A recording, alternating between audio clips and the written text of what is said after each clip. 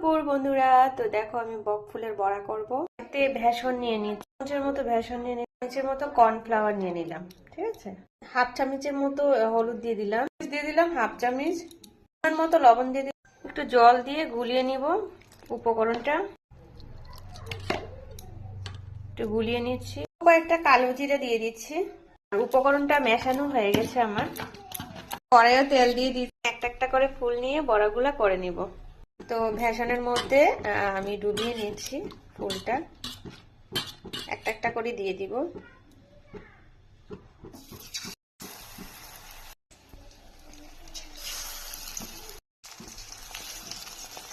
দেখো প্রত্যেকটা ফুলে দিয়ে দিয়েছি বেসন মাখিয়ে।